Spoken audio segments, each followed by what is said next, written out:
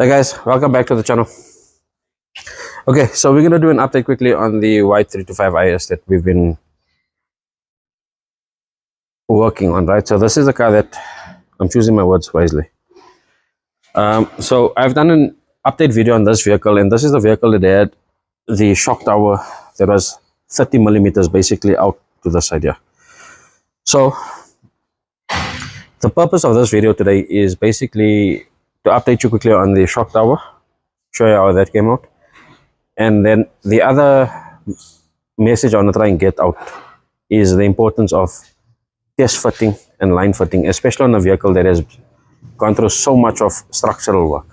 So normally when you hear of a vehicle that's been through structural work, the first thing you're going to say is, listen here, just pull straight here, just pull here and do this and do that.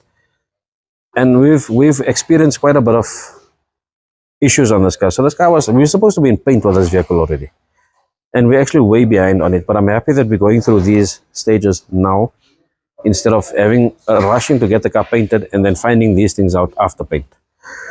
So if you can come here quickly, Lush, just let's finish up this shock tower.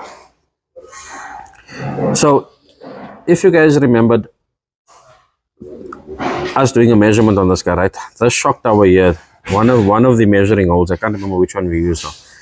And this was Atul in the video with me. We actually measured the shock tower, and the shock tower was sitting basically 30 millimeters over to the side here. So we've had to do a structural repair on the side here. So a lot of people are going to say, yeah, Sanjay, no, Kiran. A lot of people are going to say, listen, yeah, Sanjay has been, or Sanjay's cutting up and making an IS. That's the first thing people say, right? And if for some reason, especially on TikTok, I have this issue on TikTok. When it's not making up an IS. They say is an IS here, but there's a structural issue with the vehicle. So I'm forced to cut off here. And the thing is, I'm not fixing up a previous joint. So I don't know exactly where the issue. Sorry, that's my Madala in the background there. I don't know, we couldn't find out where the issue is coming in, right? But what I do know about this vehicle is this vehicle has been welded in certain areas, not on the shock tower, more on the back right, big issues on the back right. There's still structural issues on the front left here, and the car was basically twisted. So what we are undoing now is we've started pulling on this vehicle.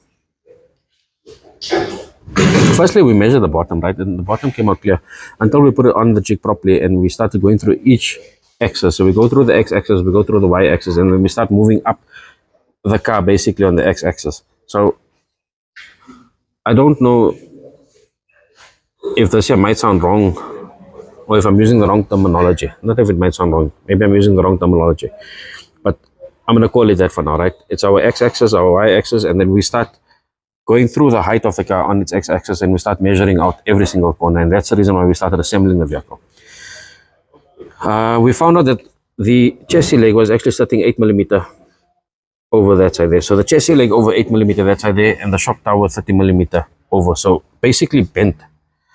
So I'll just insert a small. I took one of the short videos quickly of us just pulling it. So we pulled the car, and I think I did do a short on our socials of us pulling the vehicle. So we pulled over this way here. We've got our measurements correct now. So we squared out at the bottom. So on our x-axis now, on the first, call it our first level, we squared out at the bottom there. We're moving the ranks, we're moving up in the ranks now. So moved up here, we've squared up on this side here, right? Moving on to the y-axis as well. Okay, solution, just if you can just show the viewers here quickly. This is the finish that we went off. So remember, we've cut off basically here all the way through here. I've had to do some work around the shock tower here, but this is basically the finishing of the welding and metal work. So if we come here quickly, if we can come to the front of the car, for me. So I don't want to close this bonnet again now because we don't have the cable running on. But bottom line is the chassis leg on this side here. So not from the cross member side. It's just in front of the cross member side, which only starts affecting basically the lining up of your. Not even so much on your headlights, it's more of your bumper, your spoiler, and so on like that. Is sitting too far up on the side here, on the left hand side. So we've still got to come and pull down on this here, right? Then we've started lining up. We've had the kit on, but we can't get the kit lined up properly because, not the kit, front spoiler, because if you clip on the driver's side, for example, this side bulges out, and I'm going to show you on the back bumper what it's doing. So it's doing that on the front left and on the front right. So we've got to come and correct, basically pull down here, correct this here, line it up with the kit on, make sure that our gaps are all correct, and use, basically mark the panels that we're going to use for the car. But we don't have to really worry about marking the panels that we're going to use for the car, because we're basically getting it in its square form. We started getting the kit on. We're using all clips on here. So this one has got a little bit of insulation, not insulation tape, two-way tape on here, right? And this is why we're getting a gap over here. So we've still got to start lining up properly. I've got the car lined up quite a bit here. I've got the doors lined up here. There is a bulge in the door. One of the issues I'm finding, I've had to chop and change doors as well, right? And this here is also, okay, this is one of the reasons why I've got to chop and change doors, is because when the car is lined up before, you line up and you manipulate for the chassis. So if the chassis is a little bit bent, and if you've got a gap here or wherever it is, you've got to bend your door and you've got to manipulate to get it sorted out. Now we're starting to correct the chassis. So when I start using the old doors, I've got to go back and fix up the manipulations as well, the previous manipulations. So sometimes it's easier to use a straight door as a reference, because you can work yourself back and forth on it, right? And it's time consuming. So I've replaced both doors, right? And I've got this doors here to line up properly. You'll see even this beading here. This is not for the car, but I've put this beading here on just roughly so I can check gaps, make sure that we're getting equal gaps. So we're getting equal gaps all the way on the doors. I've got an equal gap all the way around here. I'm happy with the lining up with the gaps that we got top, bottom here, basically on the door coming up here. So same thing on the kit, right? That's here. The only thing we didn't put in, is the screws or your grommets to use at the back here, right? But the kit lines up properly. Now we move over to the back of the vehicle.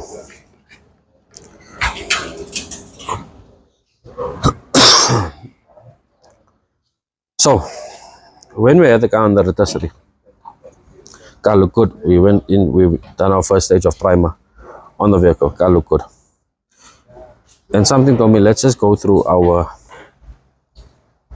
test fitment phase on the vehicle. So we got the windows on. First, no, before we even got the windows on, we put the bootlet on. And we started picking up issues on lining up the bootlet. So I went and I replaced the bootlet. I changed it again to say, okay, fine. That's the not common figure, but it's the easiest thing to swap out. So let's swap that out. And we had the same issue. So that's when we started going further. And we're saying, let's put the taillights on. Let's go with the back bumper on. Let's get the windows on. Let's get everything else on. So we found an issue. So the issue is actually coming in here. Steps on the chair. So when you put the windscreen in, you're supposed to have basically an equal gap before the rubber on the windscreens. The rear windscreen is actually touching on the body, right? So you'll actually see it sandwiching up onto the rubber here. So there's one issue that we're picking up here. The other major issue is, if we're doing equal measurement from the ground up to the top of the fenders, we're actually picking up a 15 millimeter discrepancy between the left hand side fender and the right hand side fender. So we're measuring it at 910 from our measuring point to the top of that fender, and we're measuring it at 925 on this side here. So we're 15 millimeters higher on this bootlet.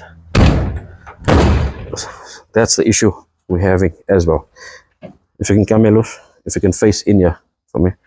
So never mind, always gonna battle to lock the car. This is the gap difference that we're having. So we've lined up the bootlet on this side here, right? So I think this bootlet still has to go a little bit more over to that side.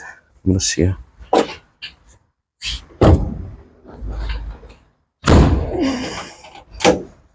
Okay, so no, I'm having. Okay, I'm not gonna still get it on with that on video, but we basically get the line up on this side here on the bootlet, right? If you come over to here, bootlet is lined up there, it's in its position. Look at the gap here.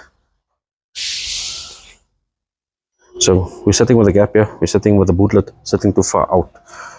which means this whole bootlet is sitting basically like this here. So we're gonna do a down pull on the bottom again on this side here. So we're gonna try and get this car 15 mils down on this side here, and hopefully the 15 mils adjusts on the back windscreen. Not too sure if that's gonna happen, but I'm hoping for that. If it doesn't, then we're gonna have to look at further and see, and go basically further up onto the x-axis and see, do measurements all the way up here and make sure that we try and square up on the roof. Sorry, that's Alton in his big mouth, and he knows I'm busy with videos. So basically go up the x-axis and square the car up. Yeah. So, but the first thing that we want to tackle is basically this issue over here. Do a down pull, get this gap here sorted out. So you look at the bumper here. We've got basically into its bumper slide here, right? I can feel the gap at the bottom. I can actually see that we're able to lock in here. We've got a decent gap all the way through here. The bumper, however, is warped. We do have a warpage on the bumper, so I've got to do a repair on the plastic itself. But if you come over here, look at the gap here, and we're unable to pull this bumper in. So the minute I pull this bumper in this side here, she pops out on that side. So we start stressing the bumper out.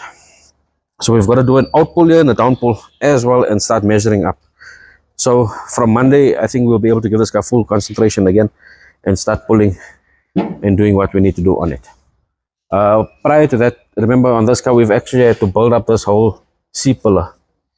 So part of our test fitting here is to get our gaps straight here. One more gap issue that we have. Look at so stand in the middle of the car, right, close at the back in the middle of the car. Then you're gonna get this, get the gaps here for me versus the gaps on the other side. No, stand in the center of the car. Then you get both in there. Can you see a difference? Okay, there's actually a difference on this side here. This one is actually popped out a little bit more than that side here. So I'm hoping with the pull, we're first going to do a pull with everything on the vehicle and see how the vehicle relaxes itself, or if it starts stressing itself. But pull it into its measurements first, and then see from there if the panels are not, if they can relax themselves. What I was saying to you is that we've done a build up on the C-pillar on this vehicle, so all the way from here till here. And we needed to make sure that we're getting these gaps correctly, the lines correctly. So we've got to shape out on the metal here a little bit just to give it a rounded edge. But besides for that, the gaps are actually good on it. So again, this was just 2 quick updates that we done basically on the Japan car. We call it the Japan car and the white 325 IS. There's a good few more updates coming in next week. And then I'll take you guys through the bodywork sections as well. The other 333's motor is gone in now. The M5 is done with polishing. The car's coming out good. Then yeah, I'll keep you guys updated next week on what else is going on in the shop. Anyway guys, if you guys, again, you're enjoying the content, you guys know what to do. Like, subscribe, share. And yeah, see you on the next one.